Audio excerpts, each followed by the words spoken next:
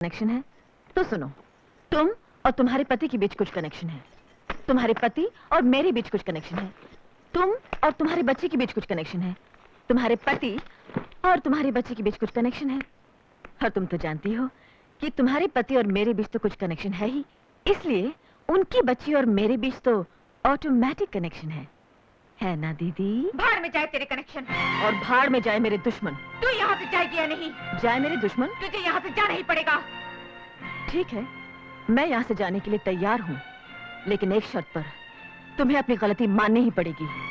सबके सामने ये कहना होगा कि तुमने आज तक अपने पति और मेरे बारे में जो कुछ भी कहा वो सब झूठ है। मैं मर जाऊंगी लेकिन ये बात कभी नहीं कहूंगी। तो फिर मैं भी ये घर छोड़कर कभी नहीं जाऊंगी। पिंकी बेटे, आओ मैं तुम्हें स्कूल छोड़ देता हूँ। ये लो पिंकी। अरे एक मिनट रुकिए जी, मुझे भी ऑफिस ड्रॉप करते हुए जाइएगा। ठीक है। अच्छा दीदी, किचन में मैंने दूध रख दिया है, जब जी चाहे पी लेना, और शाम को खाने पे इंतजार मत करना, हमें देर हो। अरे आओ ना। आई जी।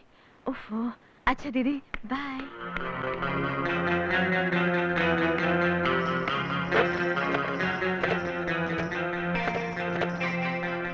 मम्मी को फोन दो। क्या सब वैष्णो देवी चले गए और मुझे बताया भी नहीं? Damn it! Oh my God! तेरा दिमाग किधर है? जोकर फेंक डाला? अरे तुझे पता नहीं आजकल बहुत परेशान है बेचारी। क्यों? अरे सौत जो घुस आई है घर में छाती पे मूंग डालने के लिए। What? सौत? रूपा तुम हमको बताया नहीं? अरे हमारे होते हुए तेरे को कोई डरने का बात नहीं है। अरे अपनी गुड्डी तो बड़े बड़े शेरों को चूहा बना चुकी है। और फिर उस गीदड़ से क्या डरना? हाँ? और जब गीदड़ की मौत आती है तो वो शहर की तरफ भागता है। अरे अपन तो उस चुड़ैल को तेरा घर से ही नहीं अक्का शहर से निकाल के बाहर फेंकेगा। Come on girl.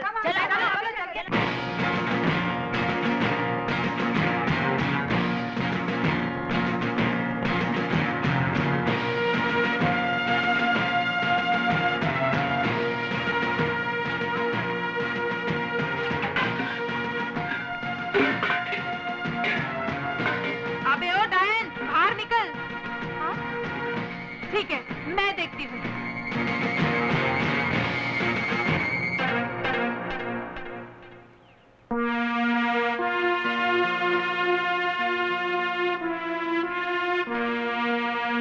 अरे डॉली, ये अचानक तेरा चेहरा नींबू जैसा पीला क्यों पड़ गया? अरे पीला भी कहाँ, वो तो खुद ही अपने आप निचोड़ नींबू हो गई है, एकदम पोकल। क्या हुआ डॉली?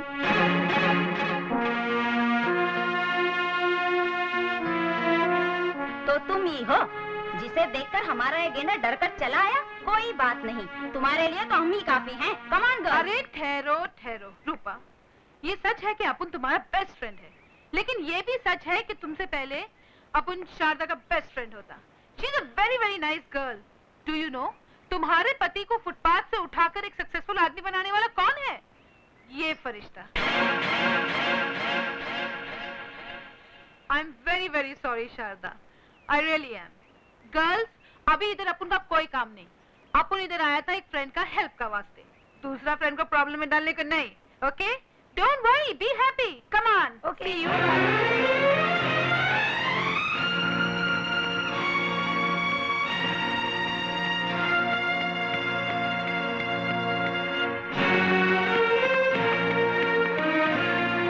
ठहरो, जब तक तुम्हारे पति घर वापस नहीं आ जाते तुम कहीं नहीं जा सकते। रूपा, कहाँ जा रही हो? मैं जा रही हूँ चीखने के लिए, चिल्लाने के लिए, दुनिया को ये बताने के लिए कि मेरे साथ क्या अन्याय हो रहा है। तुम तो पहले ही बहुत चिल्ला चुकी हो, अब बाकी क्या बचा? बहुत कुछ नया। क्या नया? तुमने कहा था मैं एक शक की बीवी हूँ, है ना? मैं लोगों पर झूठे इल्जाम लगाया करती हूँ। हाँ? तुम इस औरत को नहीं जानते और न ही इसके साथ तुम्हारा रिश्ता है ना? तुमने आज तक मुझे धोखा दिया, मेरे साथ फरेब किया, मगर आज तुम्हें अपनी बेटी की कसम खाकर कहना पड़ेगा कि तुम इस औरत को नहीं जानते। इतनी छोटी सी बात के लिए मैं अपनी बच्ची की कसम नहीं खा सकता। ये सच है कि मैं इन्हें पहले से जानता हूँ। इसका मतलब ये वही है ना जिसने तुम्हें रास्ते की धूल से आसमान का तारा बना दिया, जिसकी भीख के टुकड़ों पर तुम कुछ से कुछ बन गए। वो भीख नहीं थी, इनका अपनापन था, बड़कपन था। सड़क पर तो हजारों भिखारी पड़े रहते हैं, लेकिन अपने पन की ये मीठी बरसात सिर्फ तुम्ही पे क्यों? बड़कपन का ये दिखावा सिर्फ तुम्हारे लिए क्यों? तुम्हारे जैसे छोटे दिल वाले लोग बड़कपन का मतलब नहीं समझ सकते रूपा। ठीक है, मैं छोटे दिल वाली हूँ, लेकिन एक दिन तुम्हें अपनी गलती का एहसास होगा, तब तुम जानोगे कि समाज की नजरों में तुम कितने बड़े गुनहगार हो। मैं तुम्हारा घर छोड़कर जा रही हूँ और यहाँ तब तक दोबारा कदम नहीं रखूंगी जब तक तुम्हें तुम्हारे किए की सजा ना मिल जाए।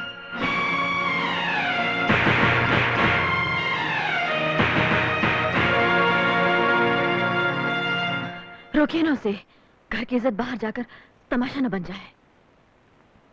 तमाशा तो उसने बना ही दिया है, आपका, मेरा और अब खुद का भी।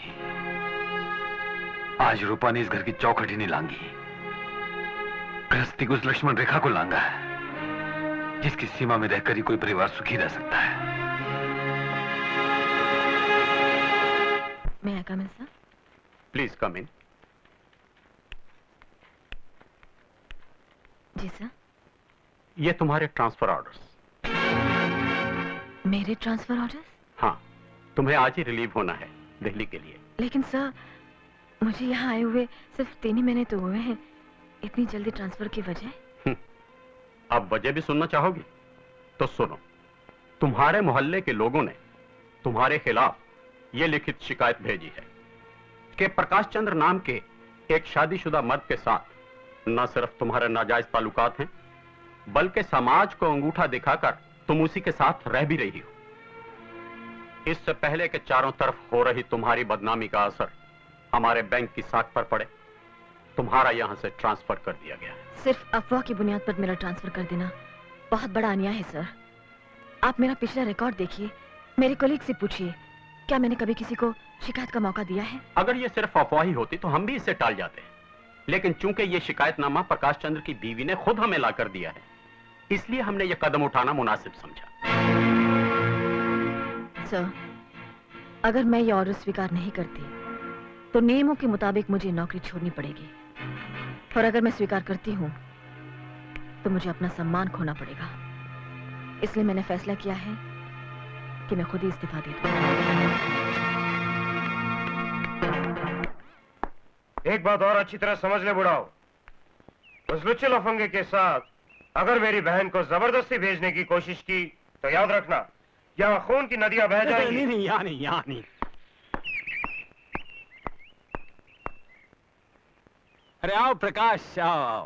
भाई लगू बाबूजी। लंबी उम्र है तुम्हारी, तुम्हारे ही बारे में बात हो रही थी। जीते रहो बेटे। बड़ा प्यार उमड़ रहा है। पहले इससे पूछो यहाँ क्या करने आया है। मेरे ख्याल से उस चुड़ैल ने मेरे पलंग पर सोने से इनकार कर दिया। शायद ये नए पलंग के लिए पैसे मांगने आए हैं। कोई भी आदमी उस घर में आना पसंद नहीं करेगा जहां पर उसकी बीवी उसके घाव पर नमक छिड़कने के लिए बैठी हो। अपने आत्मसम्मान का गला घोटकर आज मजबूरन मुझे यहाँ आना पड़ा तुम्हें घर वापस ले जाने के लिए, वो भी इसलिए कि मैं किसी बेकसूर लड़की की बेइज्जती का कारण नहीं बनना चाहता। बड़ी फिक्र है उसकी। अरे बेइज्जती तो उसकी होती है जिसकी कोई इज्जत हो, लेकिन वो हाँ। उसकी जगह अगर तू होती तो अपनी इज्जत का कचरा कराने में कोई कसर नहीं छोड़ती। जानती है वो लड़की कहाँ रहती है? मेरे शरीफ दामाद के घर में, जिसकी नजर लक्ष्मण की तरह पराई औरतों के पांव से ऊपर नहीं उठती। हाय हाय हाय हाय, लक्ष्मण की तरह। देखो तो कैसा दामाद मिला है इनको। अरे हाथ पांव जरा कम चलाओ, बुढ़ापा है, गिर पड़ोगी, मर जाओगी। दामाद जी, मैं हाथ जोड़ के कहता हूँ, इसकी गलतियों को माफ कर दो और इसे अपने साथ घर ले जाओ। तुम सब कान खोलकर सुन लो, जब तक वो बच्चलन औरत उस घर से नहीं निकाली जाएगी, मैं वहाँ कदम भी नहीं रखूंगी, चाहे इसके लिए कोई मेरी जान भी क्यों ना ले ले। लेकिन मैं तुम्हें आज शाम तक का मौका दे रहा हूँ। अगर तुमने घर आकर सारे मोहल्ले के सामने उन गंदे शब्दों को वापस नहीं लिया जो तुमने एक शरीफ और इज्जतदार औरत के लिए कहे थे, तो आइंदा इस घर में मैं नहीं, मेरा वकील आएगा तलाक के कागजात के साथ। ये क्या कह रहे हो दामाद जी? माफ कीजिए बाबूजी, मैं मजबूर हो चुका हूँ।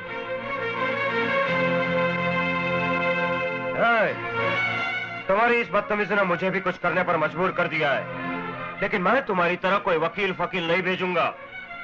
अगर आज शाम तक अपनी रखेल को घर से बाहर नहीं निकाला तो मैं तुम्हारी इस लाडली बहन को इस घर से धक्के मारकर उठाकर बाहर फेंक दूंगा, समझे? मेरी बहन ने किया क्या है जो तो उसे घर से निकाल देना चाहता है? क्या ये कभी अपने बेटे को ताले में बंद करके सिनेमा देखने गई? क्या कभी इसने अपनी सास से बेगानों की तरह मुंह मोड़ा है? क्या तुझ जैसे निकम्मे आदमी को इसने देवता के रूप में नहीं पूछा? मुझे निकम्मा कहता है? तेरी ये मजाल, मेरे टुकड़ों पर पलने वाला आज मुझे भी हाथ उठा रहा है। जिस पत्नी की बदौलत तू ऐश कर रहा है, दुनिया तुझे इज्जत की नजरों से देखती है। आज तू उसी को घर से निकालना चाहता है। अगर मेरी बहन को कुछ हुआ, मेरे ही घर में मेरे पति पर हाथ उठाने की तुम्हारी हिम्मत कैसे हुई? तुम अपनी बहन को जितना प्यार करते हो, कोई दूसरा भी अपनी बहन से उतना ही प्यार कर सकता है। तुमने मेरे प्यार की खातिर बहुत कुछ खोया है भैया। आज इसी बहन के प्यार के लिए एक काम और कर दो। उस औरत को अपने घर से निकालकर मेरी भाभी को इज्जत के साथ अपने घर ले जाओ। और अगर तुम मेरी इतनी सी बात नहीं मान सकते तो समझ लेना कि तुम्हारी एक बहन थी जो मर गई।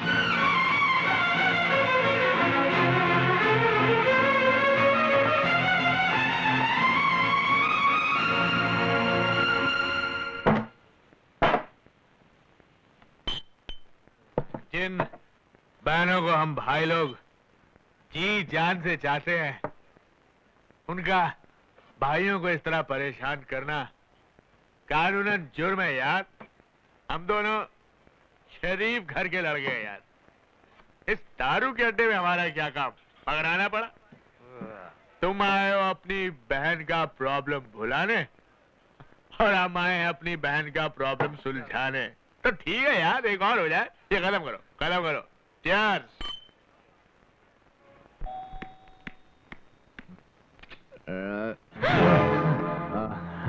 भैया तुम? संभल गए। एक मिनट, ऊपर छोड़ के आता हूँ, सुला देता हूँ इसको। चल मेरे भाई।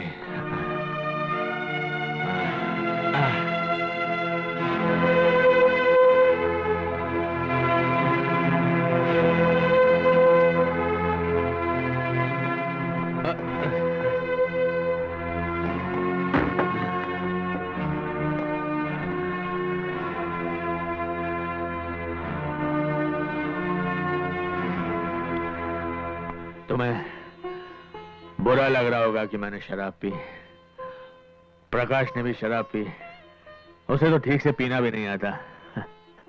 ये तो अच्छा हुआ मेरी नजर उस पर पड़ गई और उसमें यहां ले आया। बेचारा बहुत बहुत परेशान मालूम होता है। तूने तो बड़ी आसानी से कह दिया कि यहां से चले जाओ, अपनी समस्या मैं आप सुलझा लूंगी। लेकिन तू क्या समझती है कि तेरा भाई तुझे मुसीबतों की चक्की में पिसने के लिए अकेला छोड़ देगा? अरे क्या तेरी प्रॉब्लम मेरी प्रॉब्लम नहीं? मेरे पास दिल नहीं है? और सुन, एक भाई को उसके कर्तव्यों से दूर हटाना कानूनन जुर्म है। कानूनन जुर्म है।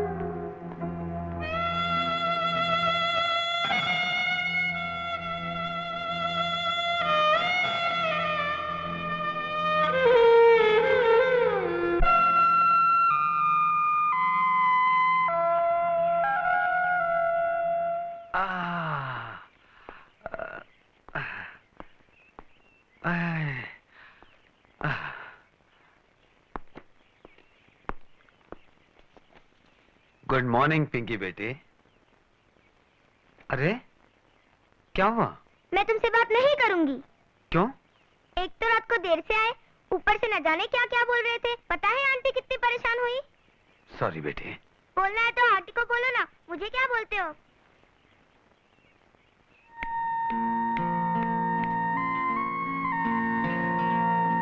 मेरी वजह से आपको बहुत तकलीफ उठानी पड़ी। I am sorry. सोचा शायद गमों की आग शराब के सैलाब से बुझ जाएगी, लेकिन वैसे मैं पीता नहीं हूं।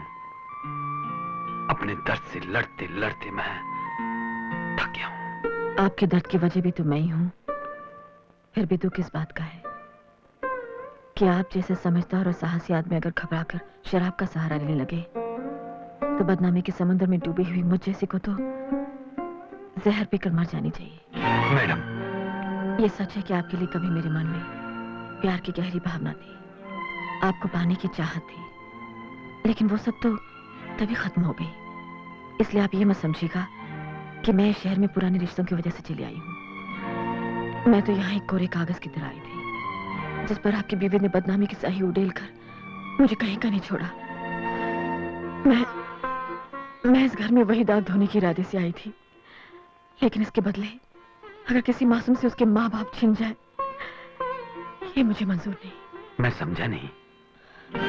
मेरी वजह से ही पिंकी की माँ घर छोड़कर चली गई और अब बाप ने भी शराब का रास्ता पकड़कर बच्ची से दूर जाने का फैसला कर लिया है। लेकिन मैं ऐसा नहीं होने दूंगी। आपकी पत्नी से सच कबूल करवाने का इरादा छोड़ दूंगी। मैं यहाँ से चली जाऊंगी। एक आप हैं जो समाज की उड़ती हुई उंगलियों का निशाना बनने के बावजूद मेरी बेटी के लिए अपनी हार मानने के लिए तैयार है, उम्र भर एक झूठे कलंक के साथ जीने के लिए तैयार है। और दूसरी तरफ रूपा है जो अपनी बेटी की ममता को बुलाकर आपको रुसवाई की आग में जलने के लिए छोड़कर यहां से चली गई। नहीं मैडम, नहीं। जिसके लिए मेरे मन में इतनी इज्जत हो, उसे तिल तिल करके मरता हुआ नहीं देख सकता। मैं आपको हुक्म तो नहीं दे सकता, इल्तिजा कर सकता हूं। आप तब तक इस घर से न जाएं जब तक रूपा अब पर लगाए शर्मनाक इल्जामों को वापस नहीं ले लेती।